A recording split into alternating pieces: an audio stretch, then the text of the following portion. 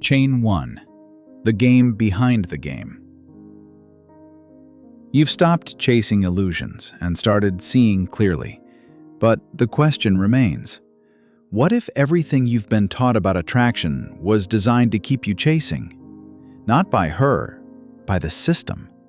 By a culture that sells you surface, then punishes you for noticing it's hollow.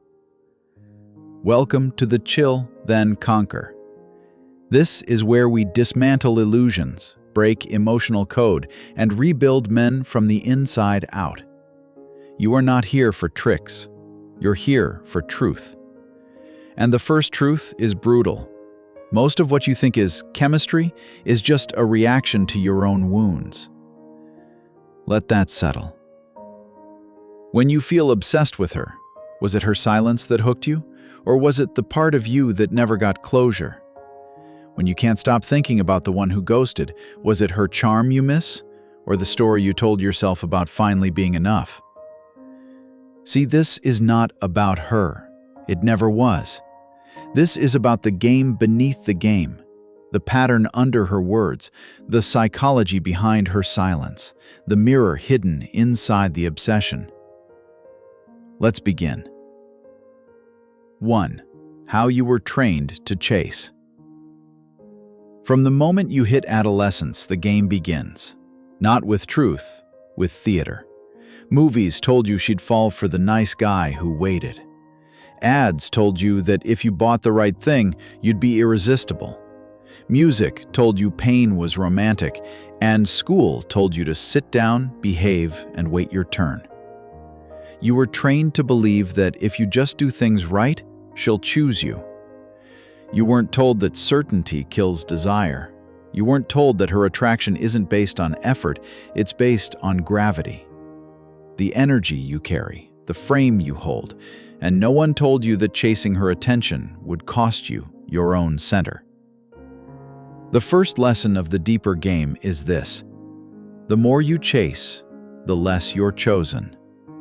And it's not because she's cruel, it's because you've inverted the polarity. She was wired to respond to groundedness, not grasping, to presence, not performance. So ask yourself, when you last chased her, were you trying to win her heart?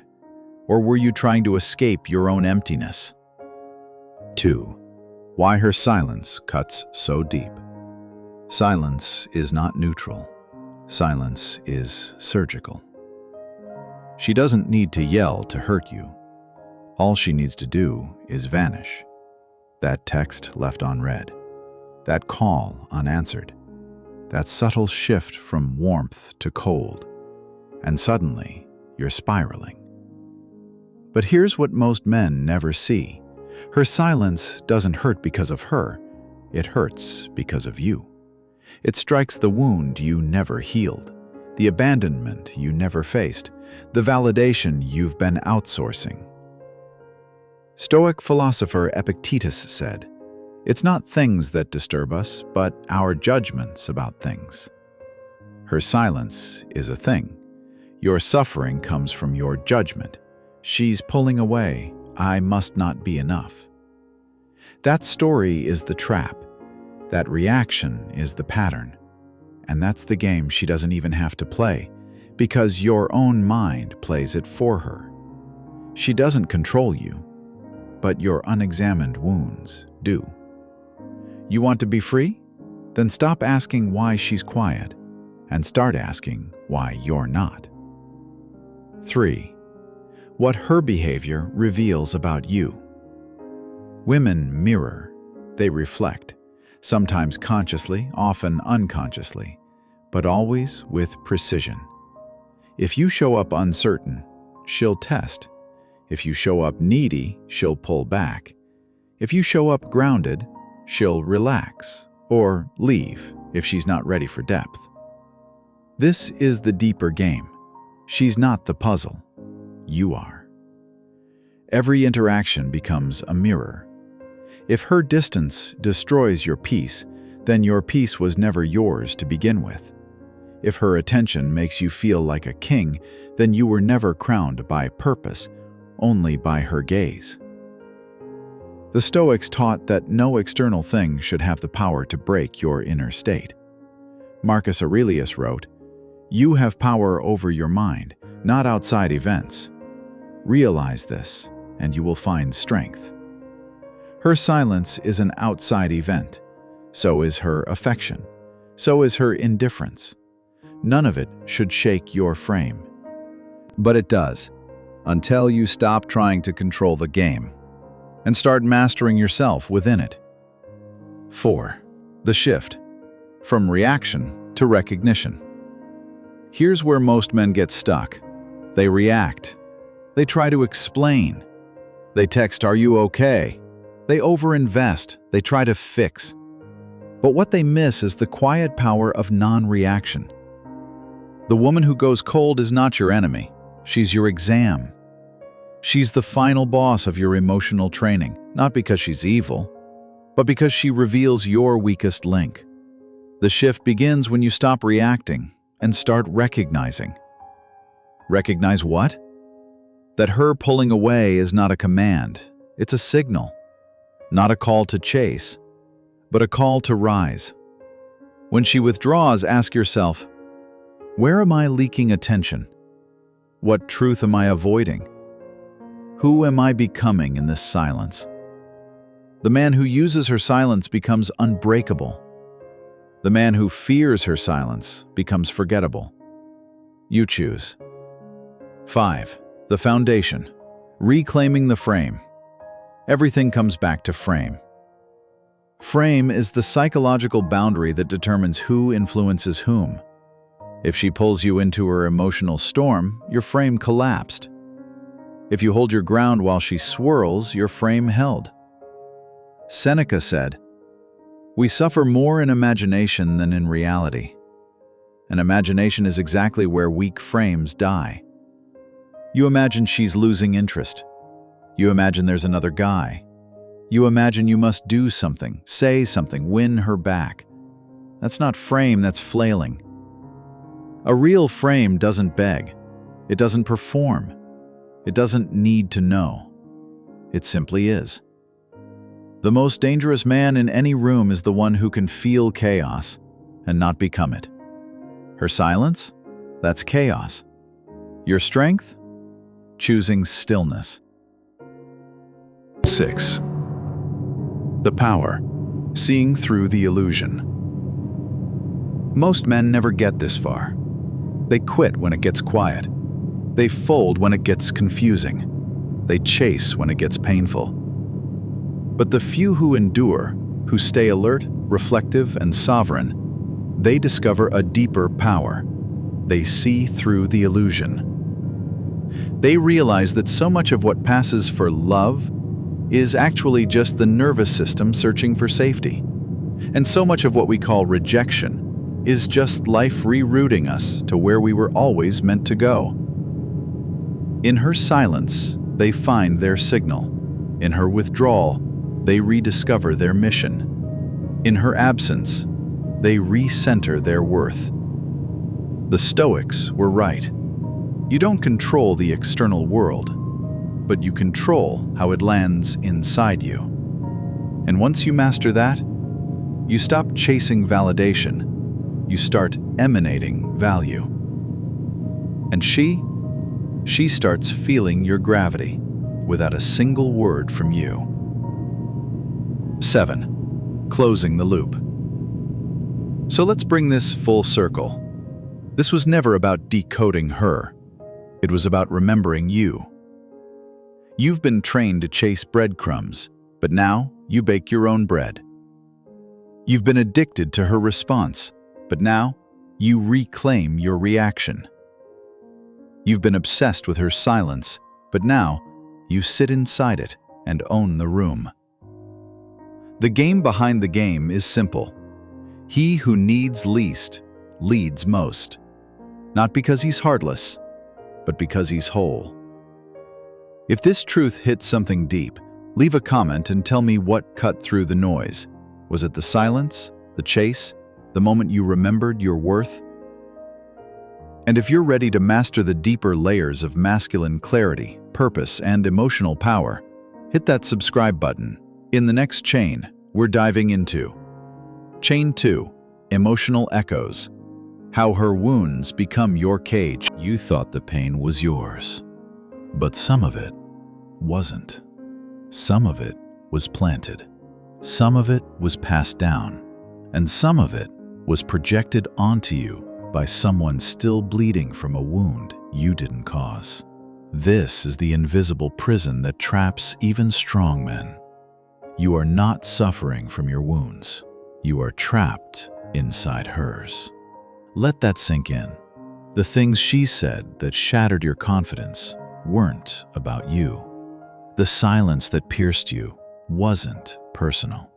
The emotional chaos, the walking on eggshells, the gaslighting, none of it started with you. But here's the tragedy. You believed it anyway. And belief, repeated in silence, becomes identity. You didn't just get hurt. You started to shrink, to explain yourself, to second-guess your tone, to walk softer just to avoid triggering another storm. That's not love. That's captivity. 1. The transfer, when her pain finds a new host. Unhealed emotional trauma doesn't disappear. It morphs. It migrates. It needs a host to stay alive. And it always finds one in men who are open, strong, and loyal. You didn't walk into her story. You walked into her history. Maybe she was cheated on. Maybe her father left. Maybe another man silenced her, controlled her, made her feel small. And now she's testing you for the crimes of ghosts.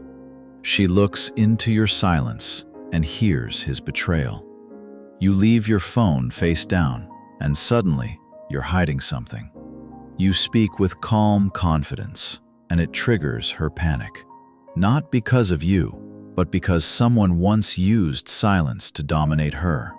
You're in a trial for someone else's sins, and the more you try to prove you're not him, the more you play his role. Let me say it straight. You are not the man who hurt her, but if you stay long enough trying to fix what he broke, you become part of the pattern. 2. The emotional echo chamber. Here's what no one teaches men. Unhealed women unconsciously recreate the very drama they claim to hate. Why? Because familiarity feels safer than peace. If chaos is what she knows, then calm feels boring or suspicious. If emotional volatility is her language, then your self-control will feel like you're hiding something. And now you're confused. You thought doing the right thing, being calm, kind, grounded, would bring her closer. Instead, it made her pull away. You weren't rejected, you were misread. But here's where it gets darker. She may not trust your calm, but she will understand your anger. And so she pushes, she pokes, she tests, until you break, until you raise your voice, until you finally give her a reaction she recognizes. And then it's confirmed. See? I knew you were just like the rest. This is the emotional echo chamber. You keep speaking clearly, but she only hears the echoes of her past. 3. The stoic frame. You can witness, but not carry. Seneca wrote, "We suffer more in imagination than in reality." And Marcus Aurelius echoed, "You have power over your mind, not outside events." Here's the Stoic principle that saves you. You can witness her wounds, but you are not required to carry them. You can empathize without absorbing. You can care without fixing. You can love without losing yourself. Most men fail here. They confuse healing with sacrificing. They think being strong means taking on all her pain, but you're not her therapist. You're not her savior. And most of all, you are not her past. She must choose to heal, not expect you to bleed for what someone else did. 4. When masculinity becomes a mirror. A calm, grounded man becomes a mirror. And what that mirror reflects can terrify the unhealed. Not because you're doing anything wrong, but because your stillness shines a light on their chaos. Your silence isn't rejection, it's a challenge. Your strength isn't control, it's contrast. But here's the brutal truth.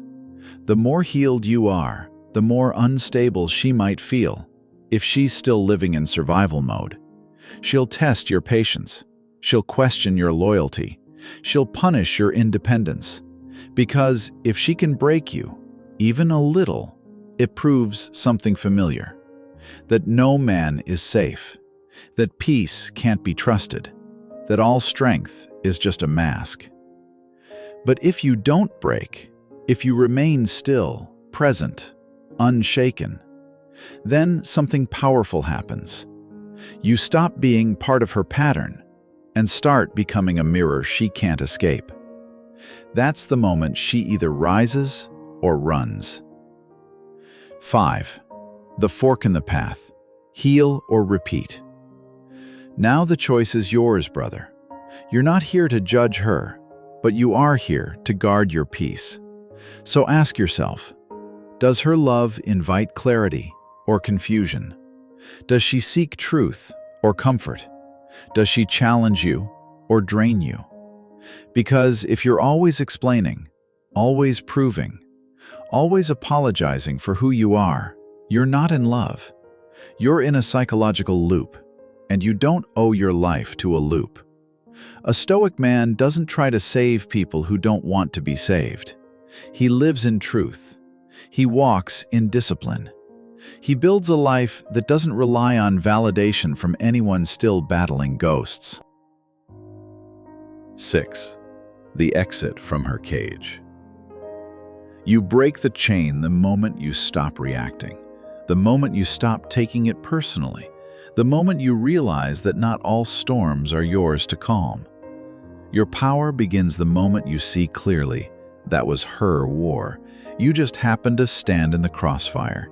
Now you step out of the fire, not with bitterness, not with hate, but with clarity. Let her face her past. Let her rewrite her story. But you walk forward into yours. 7. Final words for the warrior. You were never weak. You were just exposed to energy that wasn't yours to carry. Now you know. Now you see. You are not here to bleed for the unhealed. You are not here to argue with ghosts.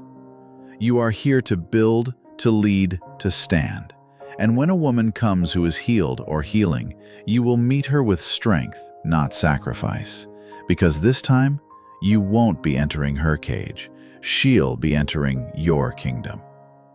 If this hit a truth inside you, tell me the moment you realized the wound wasn't yours.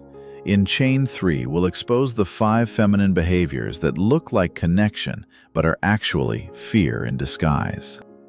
Chain 3. Her tests are not random. They're blueprints of fear. She's not testing your strength. She's testing her own fear. And if you don't understand this, you'll react. You'll fall. You'll break. Not because you're weak, but because you assumed the test was about you. It wasn't. It never was. Most men collapse under the pressure of a woman's tests. They either chase harder or shut down completely. They beg, they justify, they prove. But a stoic man, a man who sees behind the veil, doesn't get tested. He gets revealed. Let me show you how. 1. The truth about female tests. What men call shit tests or mind games are often unconscious scripts.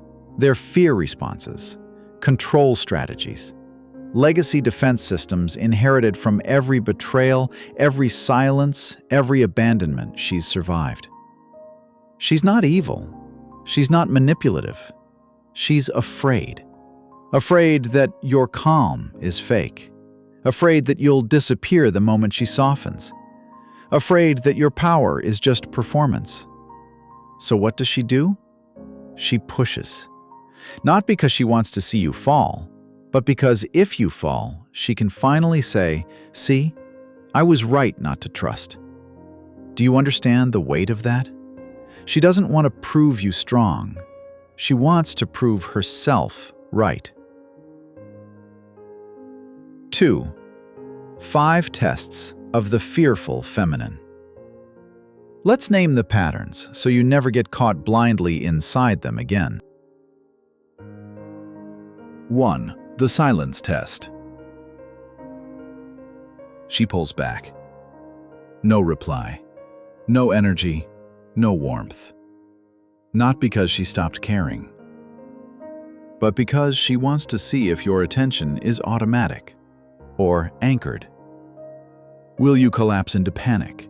Will you chase her shadow like a lost boy? Or will you remain centered, knowing your value doesn't disappear in her silence? Don't explain your philosophy. Embody it. Epictetus.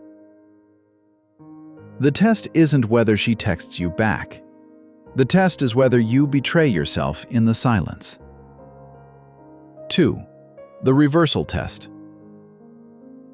One day she's soft, the next she mocks your tone, questions your intentions, or challenges your masculinity. This is not instability. It's the test of polarity. She wants to know, is your frame emotional or eternal? Will you raise your voice? Will you argue? Or will you hold your center like a mountain watches a passing storm? Because what she truly fears is not your anger, but your vanishing presence. And when you remain unchanged, she's forced to face her own fluctuation. 3. The fix-me test. She brings her pain to your doorstep. Unhealed wounds, emotional chaos, endless stories of betrayal.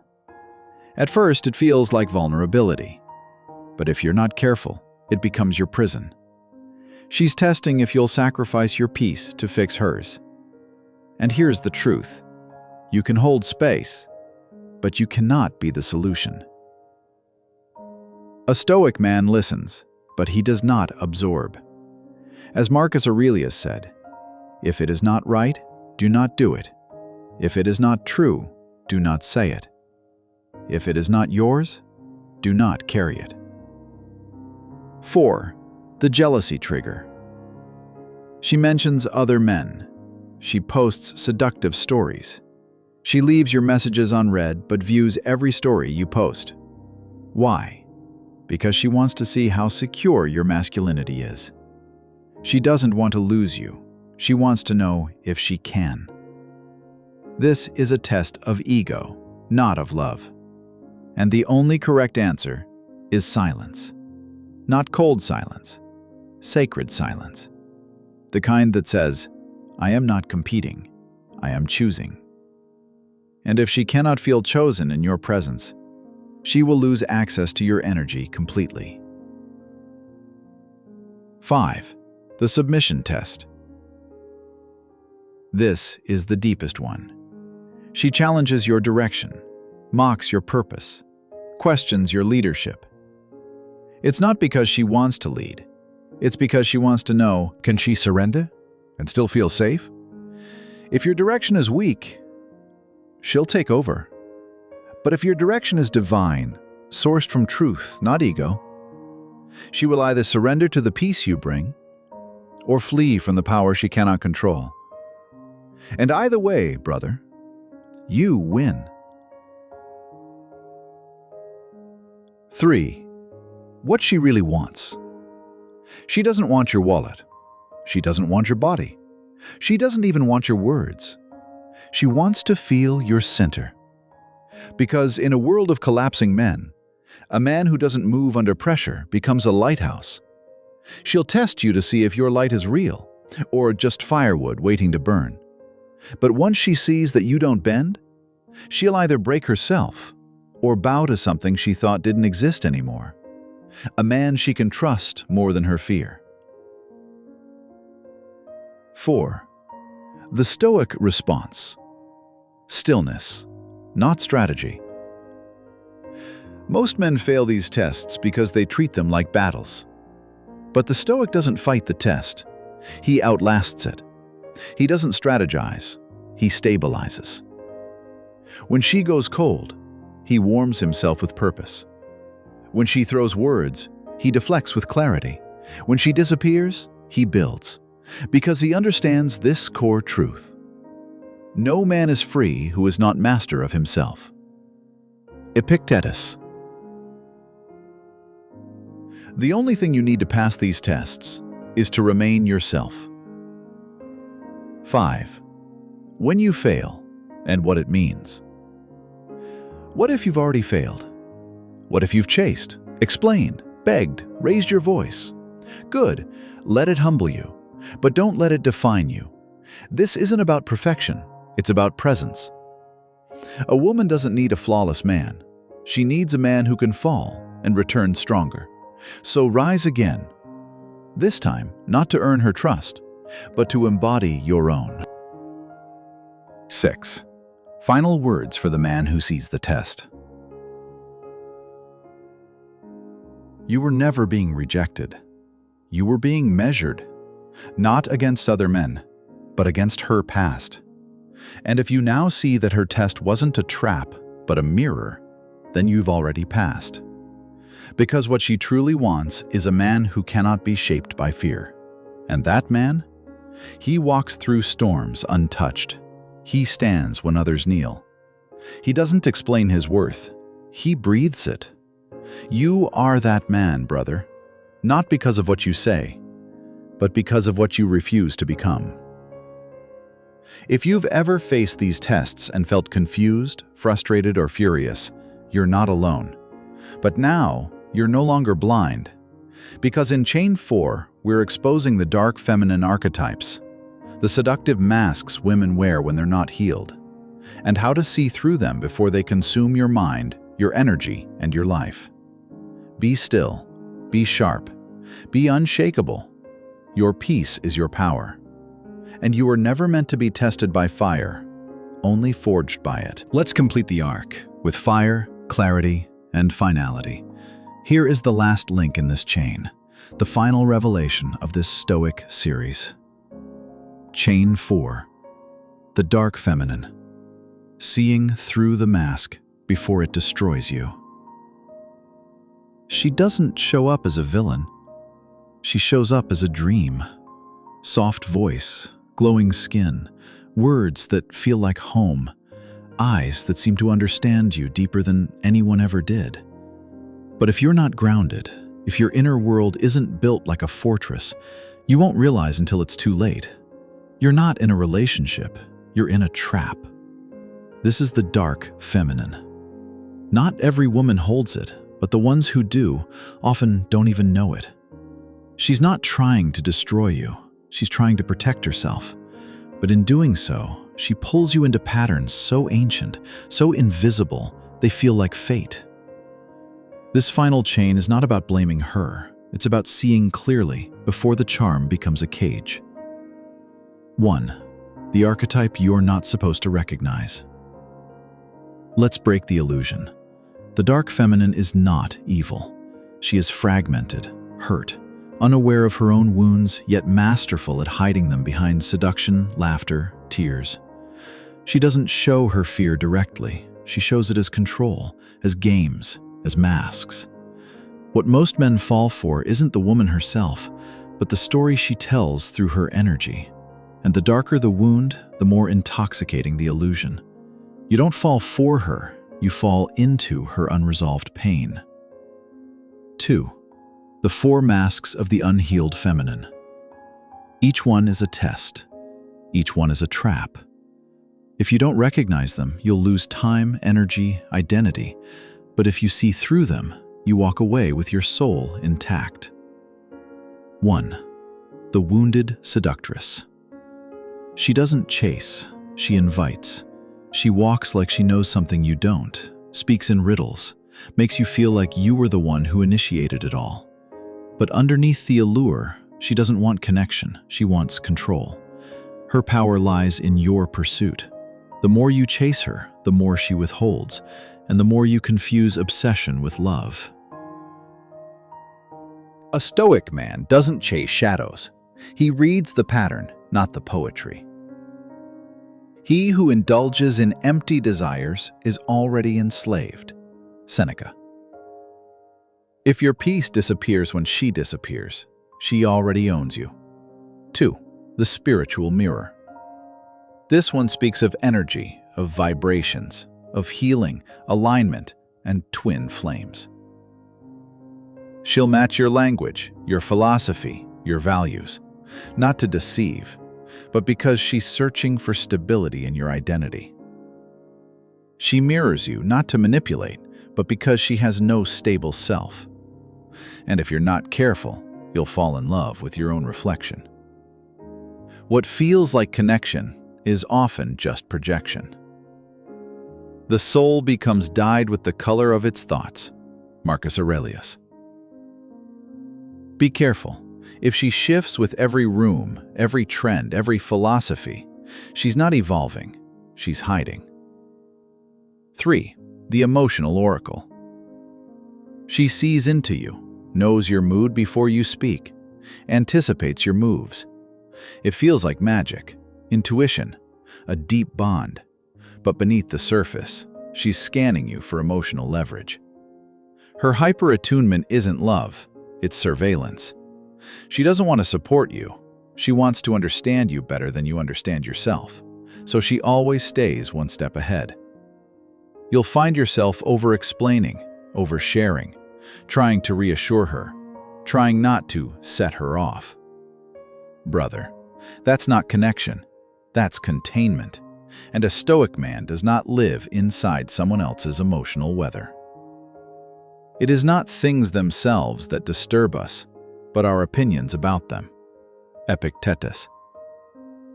Her storms are not your responsibility. Your job is to remain the sky. 4. The soft destroyer. She's kind. She's sweet. She never yells, never demands, but over time, you find yourself shrinking. She doesn't challenge your goals. She distracts you from them. She doesn't argue. She guilts. She doesn't push. She doubts.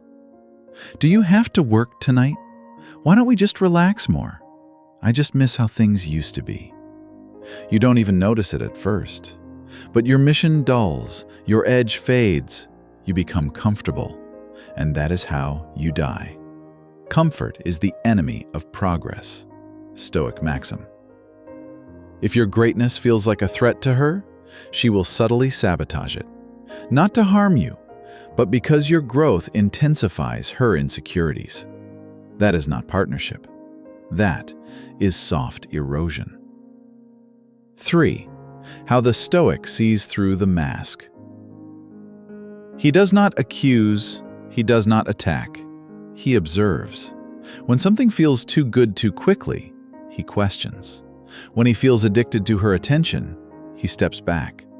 When she uses emotion to cloud his vision, he returns to principle. If you are pained by any external thing, it is not this thing that disturbs you, but your judgment about it. Marcus Aurelius. The Stoic man does not abandon love, he abandons illusion. 4. What to do when you realize the pattern. The moment you recognize the dark feminine, you are not called to save her. You are not called to fix her. You are called to choose your peace or her pattern. And if that sounds cold to you, it's only because you were trained to prioritize others before yourself. But the Stoic remembers, no one is worth losing your mission. Even if she cries, even if she begs, even if she makes you feel like the villain, if she pulls you away from your clarity, your purpose, your discipline, she's not your soulmate. She's a signal that you've wandered from yourself. 5. Final words for the man who escaped the trap. If you've been through it, if you've given your energy to women who mirrored your wounds, who drained your purpose, who made you question your worth, don't carry shame, carry wisdom. because now you see what most never will. The real danger is not the woman. It's your own blindness to your boundaries. You don't need to hate, you don't need revenge, you just need clarity and the courage to walk away when the mask starts to slip. Because every time you choose peace over drama, silence over argument, mission over emotion, you become a man she cannot break. You become a man no illusion can hold. If even one truth struck you today, brother, tell me in the comments, what woke you up? Was it the charm that became control, the beauty that masked insecurity, the moment you realized you weren't her partner, you were her anchor? Let it out. And if you're the kind of man who wants truth, not tactics, who wants to sharpen his mind, defend his peace, and build a soul that cannot be shaken, then hit that subscribe button now. This isn't about women. It's about the man you become when you stop explaining yourself, stop chasing illusions, and start building a kingdom within. How opening up too soon becomes a weapon against you, and how to protect your truth without closing your heart. Until then, be rare, be still, be sovereign. Your throne is not out there. It's inside you. Guard it. See you in the next one, brother.